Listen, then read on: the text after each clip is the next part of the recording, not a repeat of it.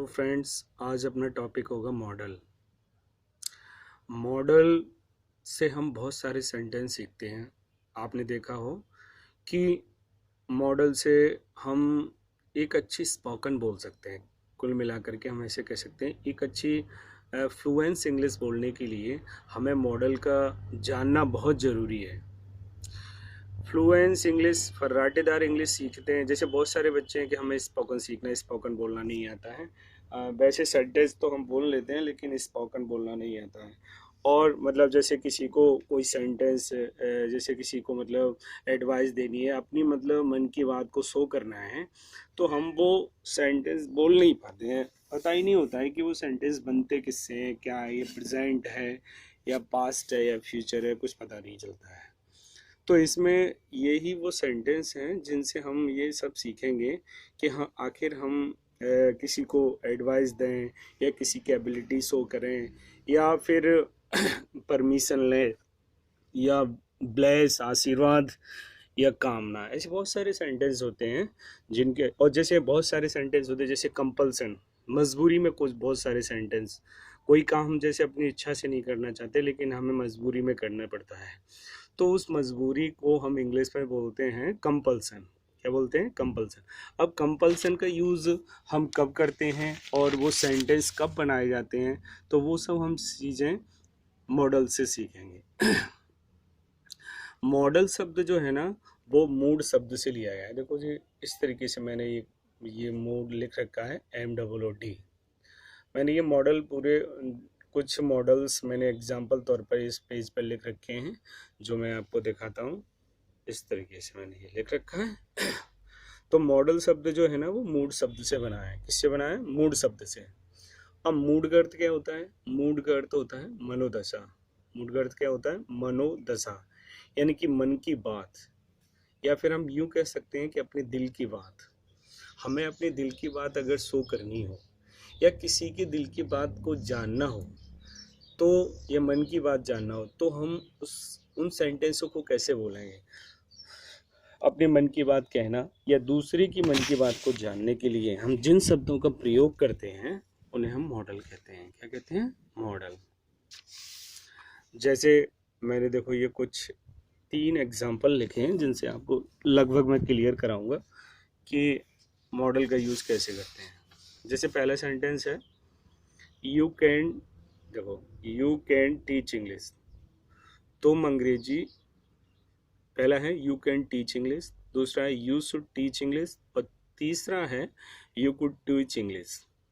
तो पहले सेंटेंस जो है यू कैन टीच इंग्लिश, ये इसका हिंदी अर्थ होता है कि तुम अंग्रेजी पढ़ा सकते हो। तुम अंग्रेजी पढ़ा सकते हो, अर्थात इसका मीन्स होता है कि तुम्हारे अंदर वो एबिलिटी है, तुम्हारे अंदर वो योग्यता है, तुम उसके काबिल हो कि तुम अंग्रेजी पढ़ा सकते हो। एबिलिटी को यहाँ पर शो किया गया है। तो हमें किसी की एबिलिटी अगर शो करनी हो तो हम वो सेंटेंस किससे बनाते हैं बेटा? कैन से, है ना। दूसरा सेंटेंस कह रहा है, यू शुड टीच इंग्लिश। तुम्हें अंग्रेजी सीखनी चाहिए, तुम्हें अंग्रेजी पढ़ानी चाहिए। अब यहाँ पर मतलब है वही शब्द लेकिन शुड यूज़ किया गया। अब शुड का अर्थ होता है किसी को एडवाइस देना। अगर हम किसी को एडवाइस दें किसी भी चीज़ के बारे में, तो वहाँ पर हम शुड का यूज़ करते हैं। तो इसका हिंदी मीन्स होता है कि तुम्हें अंग्रेजी पढ़ानी चाहिए। यानी कि उसने देखा कि तुम्हारे अंदर एबिलिटी है, अच्छी है, लेकिन फिर उसने एक एडवाइस तौर पर कहा जिससे कि वो माने, तो उसने शुड का यूज इसलिए किया क्योंकि वो एक सलाह के रूप में आपसे कहना चाहता है। अच्छा, तीसरा सेंटेंस है, यू कुड टीच इंग्लिश। तुम अंग्रेजी पढ़ा सकते थे। तो जब हमें अपने मन के बाद किसी की एबिलिटी को अगर पास्ट में शो करना हो, तो वहाँ पर हम कुड का यूज़ करते हैं। तो इसका हिंदी मीन्स होगा, तुम अंग्रेजी पढ़ा सकते थे। इसका हिंदी मीन्स क्या होता है? तुम अंग्रेजी पढ़ा सकते थे। अच्छा, अब आती है बात वन बाई वन। मैं अब मॉडल के बारे में बताऊंगा आपको। I will tell you something about models one by one. Model के बारे में अब आप देखें, मैं आपको एक एक करके सारे मॉडल्स समझाऊंगा, जिनमें हिंदी मीन्स का भी अर्थ समझाऊंगा कि हिंदी में सेंटेंस कैसे बोलते हैं और इंग्लिश टू इंग्लिश कैसे जानते हैं हम। तो सबसे पहले हम कैन के बारे में चर्चा करेंगे। कैन। कैन का जो प्रयोग करते हैं हम, कैन का जो यूज़ करते हैं वो हम 4 पॉइंट के लिए यूज़ करते हैं। देखो ये हमने पॉइंट लिख रखे हैं। फर्स्ट है माइंड पावर, फर्स्ट क्या है, माइंड पावर। और दूसरा है बॉडी पावर, तीसरा है टाइम पावर, और चौथा है मनी पावर। पहला क्या है, माइंड पावर, दूसरा बॉडी पावर, तीसरा टाइम पावर, और चौथा मनी पावर। जब अगर ये चारों पॉइंट किसी भी सेंटेंस में या अपन को इन चारों पॉइंट से रिलेटेड कोई भी बात कहनी है तो हम वहाँ पर कैन का यूज़ करेंगे। जैसे मानसिक मानसिक ताकत, मस्तिष्क की ताकत या माइंड की ताकत, बॉडी शारीरिक ताकत, टाइम समय की ताकत, और मनी धन की ताकत।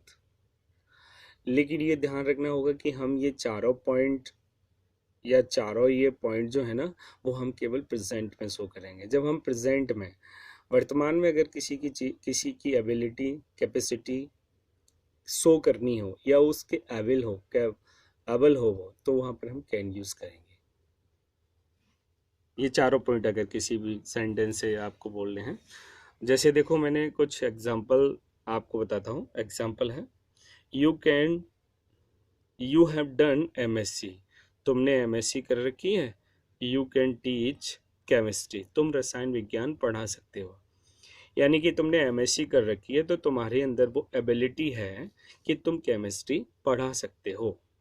तो हमने इसमें क्या लिया है, इसमें देखो क्या दिखाया गया है, माइंड पावर। क्या दिखाया गया है, माइंड पावर।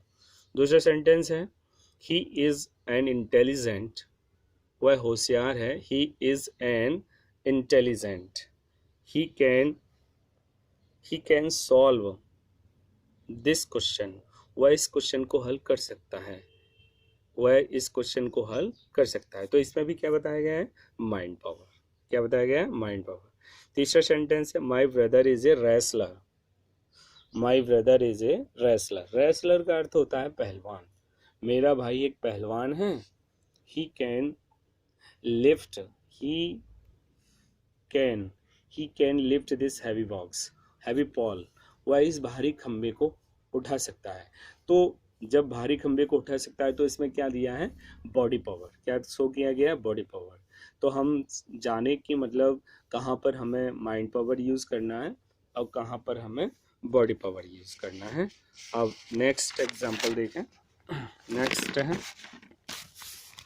जैसे अगर हम कहें, अगला एग्जांपल है सी इज़ अ रिच लेडी, वह एक अमीर महिला है। सी इज़ अ रिच लेडी, वह एक अमीर महिला है।